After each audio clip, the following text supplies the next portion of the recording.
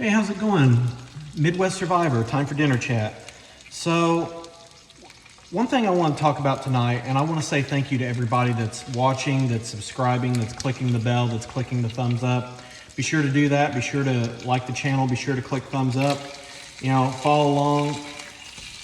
As time goes by, the more people that subscribe, the more people that can be helped. So be sure to do that. This is about helping other people that are experiencing, surviving toxic relationships, narcissistic relationships, any kind of abuse. Excuse me. Excuse me. So what I want to talk about tonight is, what does healthy love look like? And this may actually end up being a two-part dinner chat.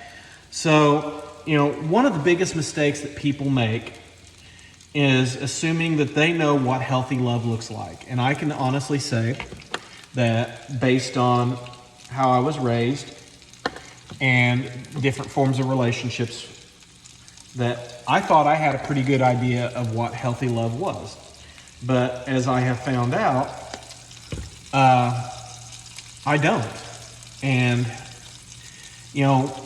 one thing that people often understand is, if you grew up in dysfunction, criticism, manipulation, control, emotional abuse, emotional neglect, unhealthy behaviors can start to feel normal. So I want to talk about what it actually looks like versus what it actually does not. And what we're going to start off with is what it is not. Healthy love does not require fear. And if you are in a relationship that is motivated by fear in any shape or form, I can tell you unequivocally that is an unhealthy relationship and you need to run. Healthy love creates safety, it creates stability, it creates calm, it creates peace. The opposite of fear is having to walk in on eggshells. You have to spend your day wondering what's going to be waiting for you whenever you get home. You constantly fear punishment, rejection, retaliation. And, a healthy love environment says that you can be yourself. You can be you without fear of retaliation and without fear of recrimination. Digging up old past conversations and having, as they say in the television show Cops, everything you say can and will be used against you. Healthy people respect your right to say no. They have the right to say, they respect your right to say not now. They respect your right to say, I need space, I disagree, or this hurt me.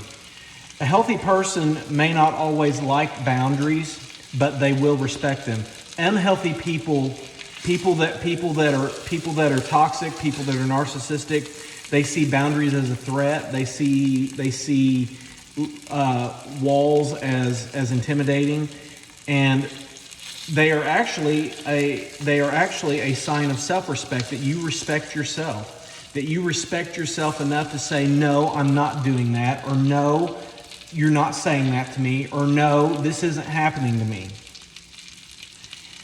Not every disagreement becomes a crisis. Not every issue ends up in a yelling, screaming match. Healthy love is a love that takes responsibility. An unhealthy love is one that says, they don't spend hours explaining why everything was someone else's fault. They don't blame and name drop and shift blame.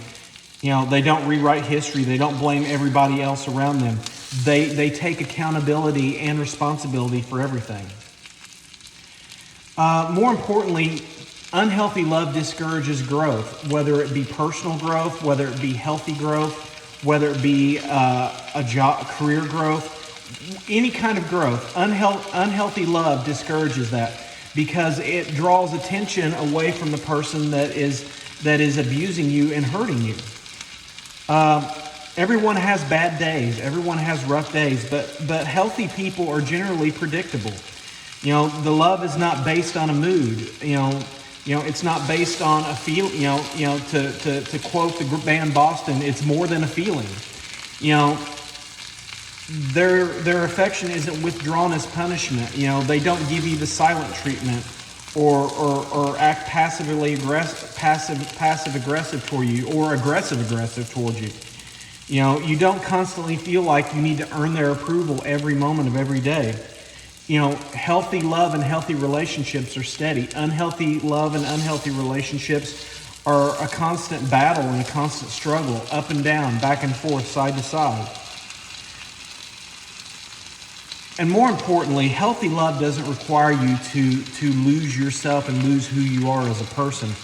I can honestly say that there were people in my life, both my parents, both in my family, both in my friendships, and both in my emotional relationships, where I lost myself to win the approval of unhealthy people, and that was not good. You know, I tried to be everything to everybody and nothing to myself, and that is not the way that you know, healthy love and healthy relationships should be. You know, I abandoned my interests, I abandoned my hobbies, I abandoned friendships, dreams, my identity. Healthy love does not require you to disappear. It requires you to become more of yourself and completely 100% of yourself.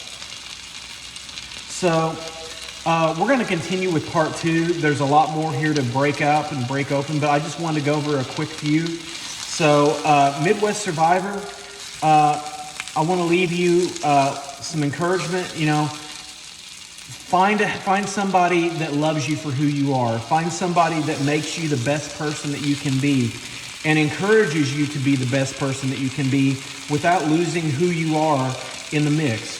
Because if somebody is wanting to change you and make you into something that you're not, they're not healthy for you, they're not right for you.